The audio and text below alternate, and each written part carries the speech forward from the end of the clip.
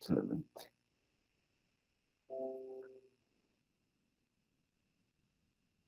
Muy buenos días. El curso del día de hoy es Ecología Humana. Estamos en la semana 15. Tenemos bastantes temas para tratar el día de hoy. Vamos a hablar un poco de biodiversidad y protección de las especies silvestres, consecuencias de la pérdida de la biodiversidad, ecosistemas como recurso, conservación y preservación, problema de los desechos sólidos, el uso de combustibles fósiles, la energía nuclear, solar y eólica. El objetivo de hoy es conocer las consecuencias de la pérdida de biodiversidad.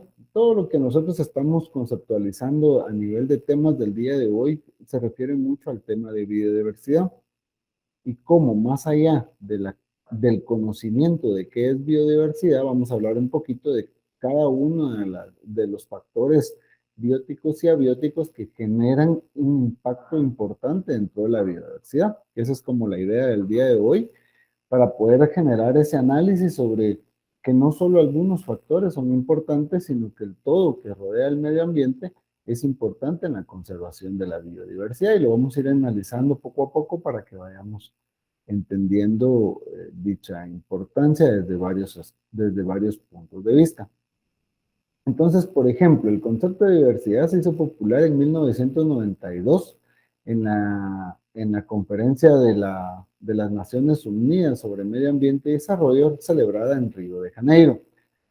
Por ejemplo, biodiversidad actualmente también incluye toda la parte genética, la parte de comunidades y la parte de los paisajes. Anteriormente, pues solo hablaba básicamente de las especies, ¿verdad? Hoy hablamos de cómo se da la dispersión genética, cómo conviven esas especies, ¿verdad? Y dentro del medio ambiente, ¿verdad? Por ejemplo, ¿por qué hablamos de diversidad? Porque hay especies en peligro de extinción, eso es importante, ¿verdad? Es decir, que a través del tiempo, digamos, se fueron dando cuenta de que algunas especies iban desapareciendo derivado de algunos cambios en las condiciones ideales para su desarrollo, ¿verdad? Vimos, si se recuerdan desde un inicio, pues hay algunas que por selección natural se van adaptando, ¿verdad? Pero hay algunas, digamos, que básicamente se generan a través de la sobrevivencia, ¿verdad? La capacidad de adaptabilidad a los cambios, digamos, súbitos en algunos casos que se van dando, ¿verdad? Entonces, eh, inicia ese tema a empezar a sonar derivado de que se dan cuenta de que eso empieza a suceder, ¿verdad? Entonces entendemos que biodiversidad o diversidad biológica es la variedad de la vida.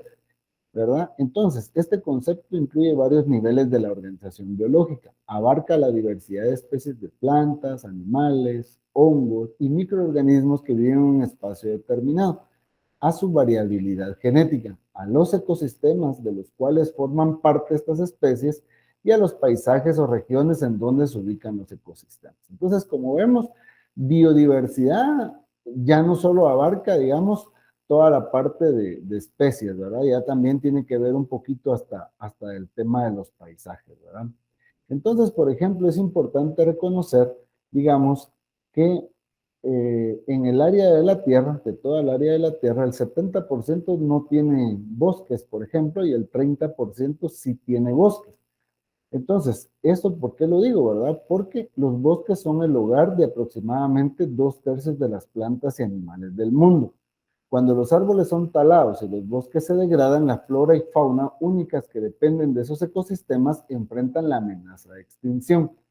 Para proteger las especies en peligro y prevenir que se unan a la lista de aquellas que actualmente no están amenazadas, es vital que conservemos las tierras forestales. Entonces, la imagen es bastante clara, ¿verdad? Porque dice que el 30% donde tenemos bosques, que ya explicamos en esta parte cuál es la importancia de esos bosques, tenemos el 67% de especies de animales y plantas, es decir, ¿verdad? 2/3 de animales y plantas van a estar nada más en el 30% de los bosques que hay en el mundo. Eso significa que a mayor que podamos acrecentar la cantidad de bosques, vamos a mantener la biodiversidad de especies de animales y plantas, ¿verdad?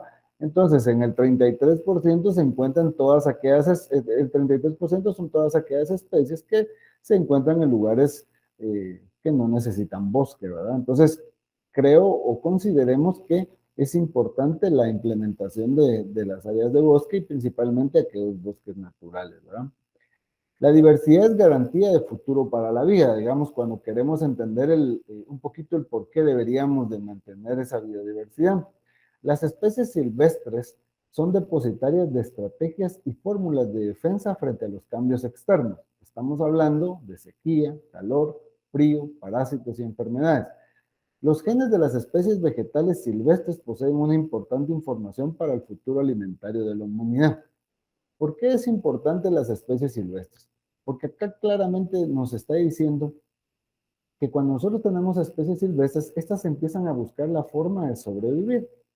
Vamos a diferenciar una especie silvestre de una especie que hemos tratado o cultivado, que hemos manejado, que ya conocemos, que le conocemos sus plagas, sus enfermedades, que conocemos, por ejemplo, sus mejores formas de desarrollo, como un cultivo normal, y lo comparamos con una especie silvestre parecida de un crecimiento indefinido que básicamente no le conocemos nada.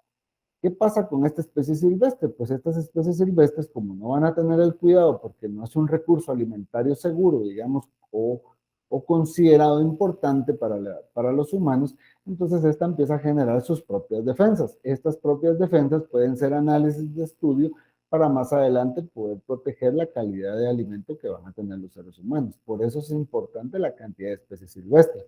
Muchas veces, por ejemplo, nosotros hemos notado, ¿verdad?, que la importancia del agro se basa únicamente en la producción, ¿verdad? Entonces hay que también ampliarnos un poquito a cómo se da toda la parte natural, es decir, toda esa defensa natural que van a tener estas especies silvestres. ¿Cómo vamos a proteger, digamos, las especies silvestres, digamos, como dice acá, tiene contrapartidas con la silvicultura y en la conservación de suelos, aguas y paisajes?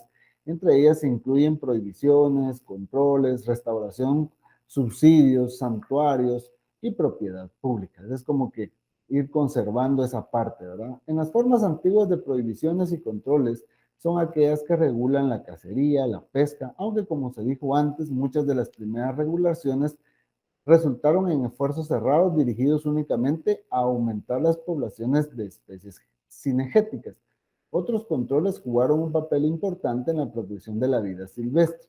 Especialmente útiles fueron aquellas limitaciones en la cacería de especies durante la reproducción.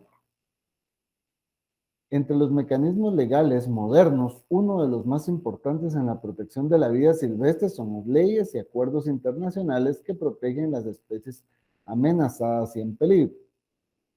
Son importantes las leyes y reglamentos que determinan controles en la contaminación ambiental, los mejoramientos resultantes en la calidad del aire y del agua mejoran las perspectivas para la supervivencia en la vida silvestre y humana.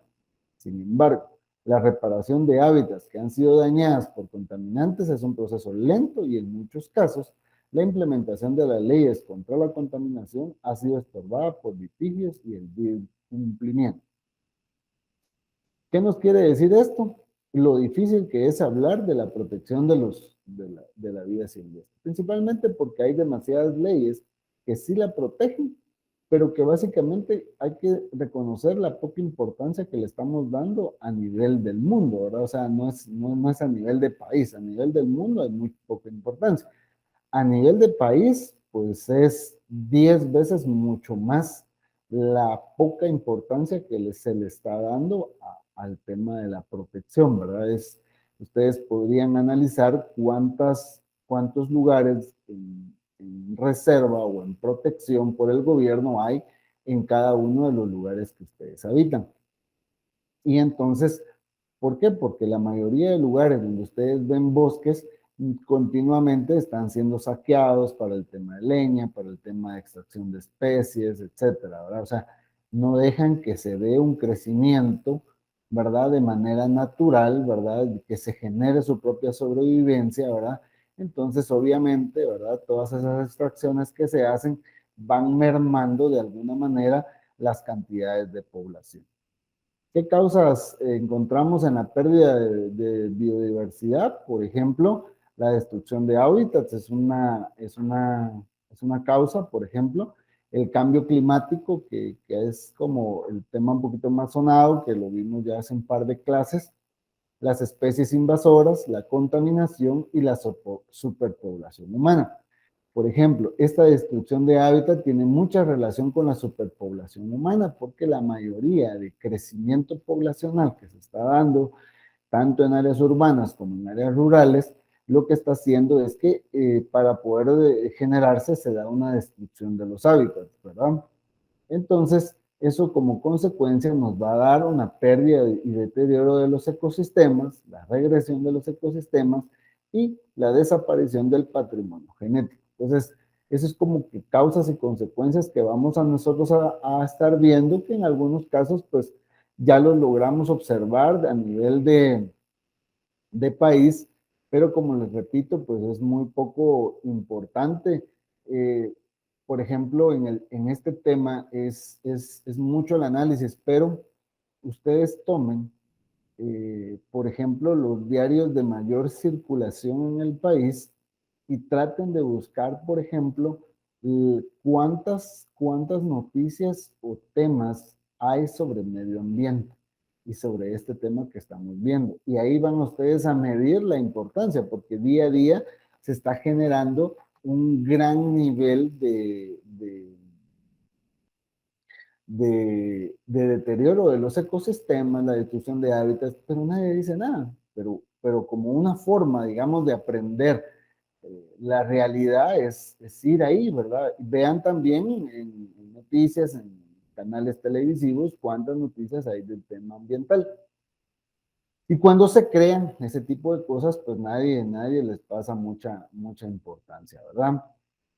Por ejemplo, otras de las causas o una explicación más amplia, ¿verdad? Que, por ejemplo, 47,000 especies evaluadas, en torno al 36% se encuentran en peligro de extinción. Esto por la pérdida de diversidad se debe a diversos factores, por ejemplo, la sobreexplotación del medio natural, la pérdida de los hábitats de las especies, la contaminación del medio ambiente, la introducción de especies exóticas invasoras y los efectos de cambio climático, ¿verdad? Entonces, imagínense que en la actualidad el 36% está en peligro de extinción y muchas están por ingresar a esa condición, lo que nos corresponde es sacarlas de esa condición, ¿verdad? Ese es como que, ¿por qué nosotros tenemos que entender la importancia de esta biodiversidad? Porque el ecosistema es un recurso, ¿verdad? Es un recurso natural del cual nosotros obtenemos muchos recursos, ¿verdad? Eh, lo que sucede es que siempre se ha dependido de estos ecosistemas. La problemática resulta en la intensidad que hoy los estamos explotando. Entonces, básicamente lo que estamos generando es esa sobreexplotación, ¿verdad? Eh, Cuando nosotros hablamos, por ejemplo, de un bosque, digamos, de ahí vamos obteniendo diversidad de recursos naturales. Muchas veces nosotros mentalizamos un bosque que lo único que nosotros vamos a extraer es madera, digamos, es un concepto muy radical, digamos, de las obtenciones de un bosque. Si analizamos todo lo que puede contener un bosque, vamos a entender, por ejemplo, la importancia de lo que hay ahí, ¿verdad? Por ejemplo, acá nos habla un poquito de lo que sucede, por ejemplo, en los océanos, donde ahí hemos tratado, por ejemplo, en el tema de pesca, para el tema de alimentación, porque hay países que sobreviven mucho de todo. O sea, su alimento principal está basado en animales del mar. Entonces se han buscado diversas alternativas para llegar a la mayor cantidad de profundidad y buscar donde se encuentren los peces para poderlos extraer de ahí, ¿verdad? Porque esto es como por ejemplo, en las áreas rurales existe un tema, por ejemplo, cada vez el agua o la leña, vamos a poner un ejemplo, la leña que está cada vez más lejos, porque es un recurso importante que se obtiene del bosque, pero como va creciendo la población en el área rural, van destruyendo el bosque, por ejemplo, y el bosque se vuelve cada vez más lejano, ¿verdad? Entonces lo mismo sucede con los peces en el mar. Cada vez se extraen, cada vez están más lejanos. Entonces se empieza a generar mayor tecnología para poder generar eh, la forma de ir a encontrar esos precios. Entonces lo que estamos haciendo es eso, ¿verdad? Sobreexplotando ciertas condiciones, estamos dejando que ese recurso no sea muy renovable, ¿verdad?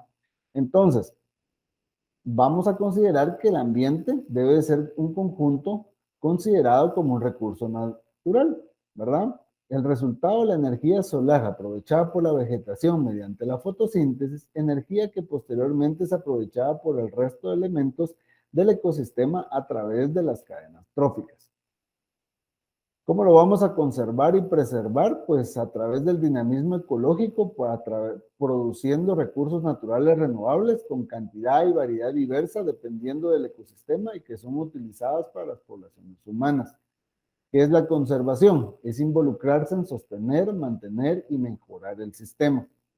La preservación es el acto de hacer la tierra y cualquier ecosistema legalmente no disponible para el desarrollo y la explotación, protegerlo de influencias externas. Entonces, nosotros, por ejemplo, que estamos en el mundo de las ciencias agrícolas a través del tema de biodiversidad o ecosistemas, esta es nuestra función, ¿verdad? Conservar y preservar, ¿verdad? Esto tiene que quedar así como que muy claro, ¿verdad? ¿Cuál es la función? Ahora, la acción real, pues va a depender mucho, ¿verdad? En este caso dice la meta final es esencialmente la misma, la protección de los recursos naturales y de la vida salvaje, mantener el ambiente intacto y saludable. Es importante porque cuando nosotros vamos a ver cosas muy buenas, digamos, acá estamos compitiendo con muchos conceptos que hablamos de la sostenibilidad hace algunas clases, hablamos un poquito también del qué hacer, digamos, o cómo se convive en un ecosistema.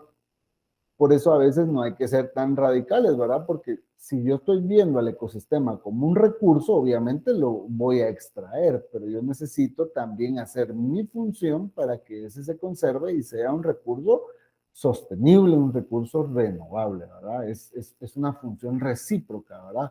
Lo que sucede en la actualidad es que lo estoy explotando y no estoy devolviéndole nada al ecosistema, ¿verdad? Las áreas protegidas son los ámbitos donde se implementan las políticas de conservación y preservación. La conservación de estas áreas implica respetar los procesos ecológicos, evitando que las actividades humanas los impidan o modifiquen, ya que varios ecosistemas o especies no sobrevivirían en las condiciones actuales sin protección estricta. Bueno, entonces vamos a hacer algo, ahora vamos a seguir haciendo una dinámica de trabajo. Obviamente la hace el que quiere ir entendiendo el tema, ¿verdad? Busquen un lugar que esté conservado de acuerdo al gobierno en las áreas, vayan, investiguen qué se hace, si tienen problemas a sus alrededores, si el lugar está siendo invadido, vean a qué institución está a cargo, cuántas veces lo ha denunciado, cómo lo cuida, cómo lo publica, cómo lo hace ver a la población, para ir entendiendo, ¿verdad? Cómo la ley se va manejando, ¿verdad? Por ejemplo, en preservación vamos a hablar de algunas categorías de manejo como el Parque Nacional, la Reserva Científica como uno de sus objetivos principales, la preservación de ecosistema, fauna, flora, fenómenos naturales, ¿verdad? Entonces tenemos, por ejemplo, hay áreas de preservación, se van a clasificar como zonas de manejo, zonas de protección absoluta, zonas de amortiguamiento, zonas de protección, ¿verdad? O sea, va a depender de las condiciones, o sea, no todas están como que cerradas y que no podamos hacer nada, se van clasificando en el tema de preservación, ¿verdad? Para que todo se vaya manejando de una manera, porque no, hay algunas cuestiones no se pueden cerrar en su totalidad porque o son demasiado grandes o es necesario que se dé cierta explotación racional, ¿verdad? Por ejemplo, hay zonas donde no se permite el uso público sobre la investigación científica, las funciones administrativas, y por eso les decía yo, es importante que ustedes analicen cómo se está desarrollando, ¿verdad? Hablábamos primero, por ejemplo, de buscar, digamos, de investigar un poquito cuánto se habla de biodiversidad, cuánto se habla de conservación del medio ambiente.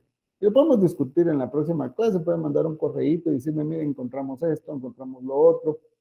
Me pueden contar, por ejemplo, si donde ustedes habitan hay un área conservada, porque imagínense que nosotros estamos en el agro o con las ciencias agrícolas y no sabemos dónde hay lugares conservados, ¿verdad? Y tengo entendido que vamos en el 8º semestre, entonces hay que ser un poquito más investigativos y empezar a analizar qué tenemos a nuestro alrededor, cómo se conserva, ¿verdad? Y qué estamos haciendo, pues, o sea, y después hacemos la autoevaluación y nos decimos, bueno, ¿yo qué hago ahí, va? O sea, ¿cuál sería mi función, verdad?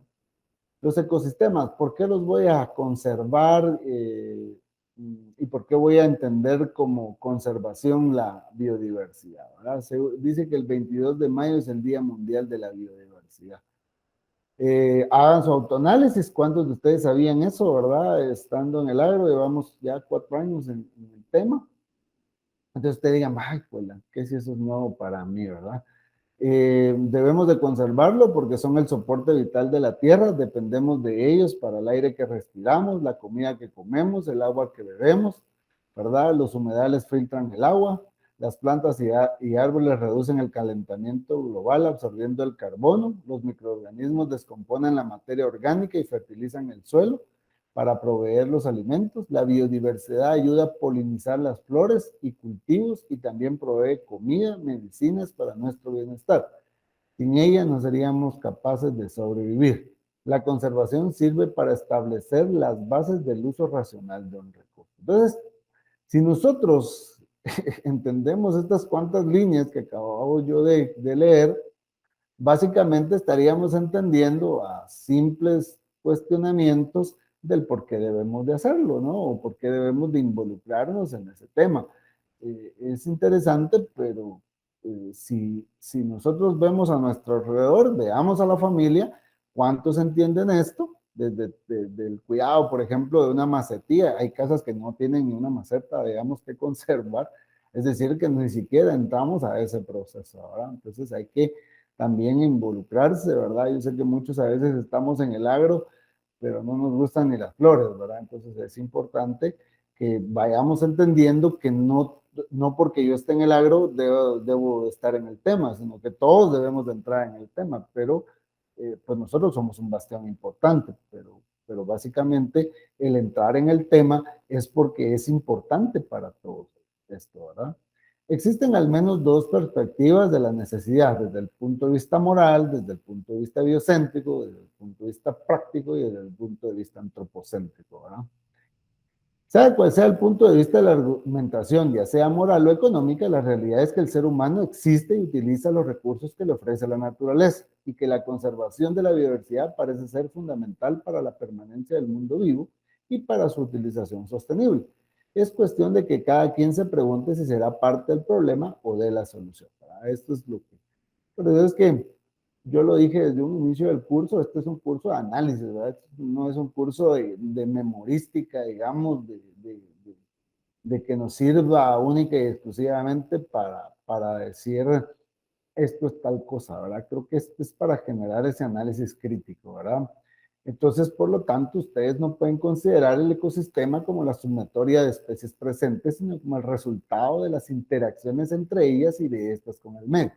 Cuando yo estoy hablando de la interacción entre ellas, también estoy hablando que el ser humano interactúa ahí, ¿verdad? Porque es parte de ese medio. Entonces, ese es un ecosistema. Protección de especies, por ejemplo, hay una protección legal de especies en las últimas décadas de especies en peligro de extinción, ¿verdad? Por la caza, etcétera, ¿verdad? Las principales actividades humanas que ponen en peligro los hábitats son las grandes transformaciones agrarias, la urbanización del suelo y la construcción de infraestructuras. Nosotros podemos ver ecosistemas que son eliminados, por ejemplo, principalmente por la creación de edificios, etcétera. Yo no sé si recuerdan hace cuántos años fue, pero a ver si ustedes tienen un poquito más de memoria, pero cuando se construyó, por ejemplo, toda el área de Cayalá, por ejemplo, hubo una gran discusión por el tema, ¿verdad? Porque realmente era un área bastante boscosa, un área con una diversidad. Entonces, pues sí afectó el medio ambiente. Entonces se discutía mucho el tema de que por qué se había autorizado una licencia de construcción ambiental, ¿verdad? Yo creo que ya están ustedes en el tema, porque pues eso venía a afectar grandemente el medio ambiente. Imagínense en la ciudad de Guatemala, un lugar con altos índices de contaminación ambiental, ¿verdad? Especies animales en peligro de extinción, pues algunas reconocidas por el Consejo Nacional de Áreas Protegidas de Guatemala, CONAP, como amenazadas. Por ejemplo, en Guatemala en el 2013 tenía 181 animales vertebrados en peligro de extinción y 29 animales ya extintos. Ejemplo, el jaguar o pantera onca es el mayor felino de América. Habita en el bosque tropical y se alimenta de mamíferos pequeños. El tapir o danta es herbívoro y se alimenta principalmente de plantas acuáticas. Habita en los humedales del bosque tropical. La guacamaya roja habita en el bosque tropical y se reproduce una vez al año. Extintos: el pato poc, zampullín del lago de Atitlán o maca de Atitlán. Es una especie extinta de ave podicipediforme de la familia Podicipidae, endémica del lago de Atitlán, donde fue estudiada su biología e historia natural en los años 60.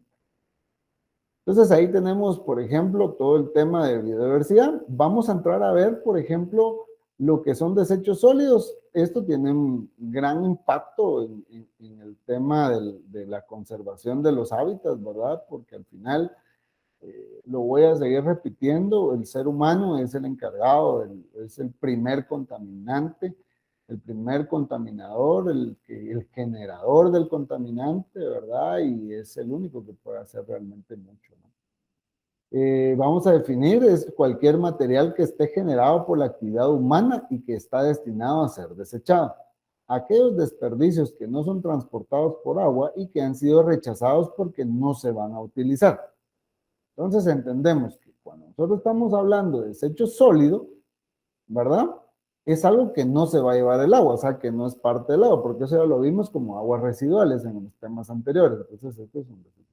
Y tuvo que haber sido desechado por el ser humano, ¿verdad? Cualquier cosa que haga, ¿verdad? Podemos hablar de, por ejemplo, cuando se les acaba la tinta del lapicero, ¿verdad? O el cuaderno que están ahora tomando nota y todos apuntando lo que vamos platicando, pues eso en algún momento pues les va a dejar de servir y lo van a desechar, ¿verdad? Porque ya no lo van a utilizar, ¿verdad? Vamos a asumir eso, ¿verdad? Según su fermentabilidad en desechos orgánicos e inorgánicos, según la inflamabilidad en combustibles y no combustibles, según su procedencia, ya sean domésticos, de jardinería, de barrido, etcétera, ¿verdad? Según su volumen en convencionales y especiales, ¿verdad? Así es como vamos a clasificar todos los desechos sólidos, ¿verdad? Entonces sabemos de dónde vienen, el tamaño que tienen, si son inflamables o no, si se fermentan o no. Eso es básicamente la clasificación. ¿Cómo vamos a gestionar los desechos sólidos? Pues la idea es no perder el valor económico y la utilidad que pueden tener muchos de ellos y usarlos como materiales útiles en vez de desecharlos. De esta manera se lograría reducir la utilización de materiales vírgenes, se utilizaría eficazmente la energía generada por los desechos y se reducirían las emisiones a la biosfera. En pocas palabras, se produciría un menor impacto ambiental, ¿verdad? Si nosotros buscamos qué hacer, ¿verdad?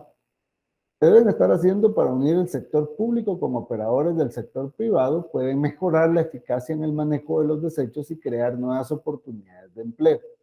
La competencia entre ambos sectores puede cambiarse por la complementación y la cooperación para el caso de la manipulación de los desechos sólidos, sobre todo en países en vías de desarrollo. Una buena opción podría ser una integración vertical entre operadores privados a pequeña escala y el sector público. Aprovechamiento. Los materiales de desecho deben recogerse, separarse, seleccionarse y prepararse con miras a la reutilización, el reprocesamiento y la transformación en nuevos productos. Es necesario un mercado confiable y cercano para los materiales recuperados con el fin de establecer un programa de reciclaje satisfactorio. El ingreso económico, de esta forma, mejorar los ingresos familiares en las áreas de mayor vulnerabilidad socioeconómica. Entonces, no es solo, digamos, o sea, imagínense de que vamos a utilizar el concepto equivocado de decir basura. Es decir, que la basura la vamos a reutilizar, ¿verdad? Y además de eso, ¿verdad? O la vamos a aprovechar de alguna manera y todavía le podemos sacar un ingreso económico. Entonces creo que no estaría tan mal, ¿verdad?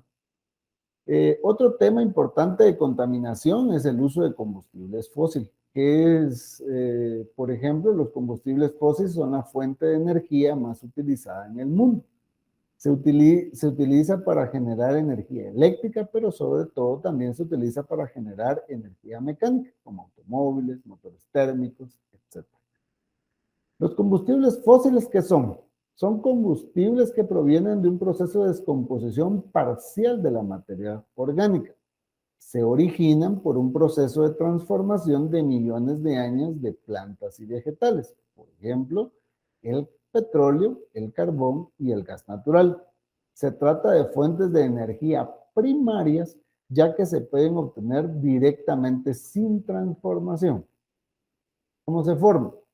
Los combustibles fósiles se forman mediante un proceso de descomposición parcial de la materia orgánica. Se trata de un proceso de transformación de millones de años debido a la presión y temperatura de varias capas de sedimentos ejercen sobre la materia orgánica. Se han originado de forma natural por un proceso de fosilización anoxia, que es la falta de oxígeno. La materia orgánica no se ha degradado por microorganismos que no pueden vivir, sino que permanece en forma de moléculas orgánicas más complejas, sólidas como el carbón, líquidas como el petróleo o gas como el gas natural. Entonces entendemos esto, ¿verdad? Es decir, cuando la materia orgánica inicia su proceso de descomposición de manera natural, ¿verdad? Eso es decir, que cuando una planta cumple su ciclo, pues declina, muere, empieza el proceso de descomposición, muere otra planta, le va cayendo, se van generando capas por miles, millones de años, ¿verdad? Y estos no tuvieron el tiempo, los microorganismos, de descomponerlo y así es como se van formando los combustibles. ¿Cuál es la importancia de los combustibles fósiles? Los combustibles fósiles tienen un poder alto de manera calorífica que los convierte en una importante fuente de energía útil para generar energía térmica. El uso de combustibles fósiles ha permitido el gran crecimiento económico y demográfico ligado a la revolución industrial del siglo XIX. En la actualidad son fundamentales para nuestra economía. En 2007, la combustión de carbón, petróleo y gas natural representó el 86.4% de la energía primaria mundial. Es decir, estamos casi dependientes de estos fósiles, ¿verdad? Entonces, eh, es interesante, pero ustedes han escuchado, por ejemplo, que una de las luchas mundiales es el tema del petróleo, ¿verdad? Entonces ustedes ya van viendo por qué es tan importante ese tema. En la actualidad, ustedes ven que los combustibles van subiendo de precio. Eh, Hay muchos factores, ¿verdad?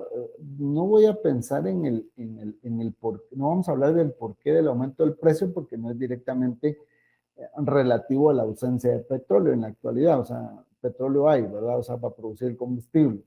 Son otras las condiciones, pero como somos muy dependientes de ese tipo de combustible, pues básicamente va a generar un impacto bastante fuerte en la economía familiar el hecho de que los combustibles vayan subiendo. Consecuencias del uso de los combustibles fósiles.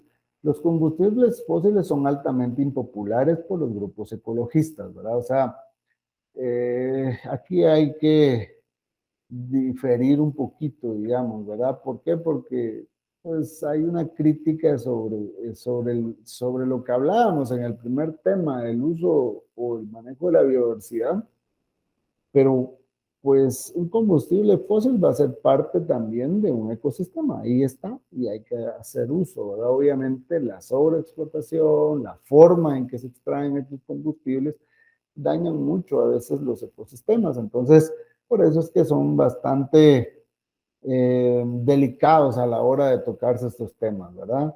Su combustión genera gran cantidad de gases que se convierten en gases de efecto invernadero, ¿verdad? Ya tocamos el tema, ya sabemos el impacto que generan entonces. Se convierten en una de las principales fuentes de contaminación atmosférica debido a que contribuye a aumentar el efecto invernadero y en consecuencia el calentamiento global. Entonces es cuando estos grupos de ecologistas llegan a tener razón. El problema es este, la alta dependencia que hemos generado en el uso de estos combustibles, ¿verdad? Entonces, por ahí va, ¿verdad? Entonces, ¿cómo nos contraponemos nosotros, verdad? Dice, bueno, pues yo me necesito transportar, empezamos por ahí, ¿verdad? Entonces hay que empezar a hacer un análisis un poquito más equilibrado, digamos, para no contrapolarse, digamos, y entonces lo que hacemos es divagar entre una discusión técnica, teórica de lo que estamos tratando y no resolvemos absolutamente nada, ¿verdad? A veces nadie dice nada en todo esto, ¿verdad? Les decía, los tipos de combustibles fósiles, el petróleo, el carbón, el gas natural. Es el petróleo, es un aceite mineral constituido por hidrocarburos contenido en grandes bolsas a los estratos superiores de la corteza terrestre. Este combustible fósil, una vez refinado, da una gran cantidad de productos empleados como fuente de energía, especialmente en la automoción y los motores térmicos. Entre estos productos destacan la gasolina, el gasóleo, el fuel. También se pueden utilizar como materia prima de la industria petroquímica. El carbón es una roca sedimentaria de color negro, muy rica en carbón y con cantidades variables de otros elementos, principalmente hidrógeno, azufre, oxígeno y nitrógeno. La mayor parte del carbón se formó durante el periodo carbonífero hace 359 hasta 299 millones de años. El gas natural, una fuente de energía fósil, igual que lo son el carbón o el petróleo, está constituido por una mezcla de hidrocarburos, unas moléculas formadas por átomos de carbono e hidrógeno. Su poder calorífico varía mucho según su composición, pero los más elevados se encuentran entre los 8.5 y las 10.2 kilocalorías por metro cúbico de gas.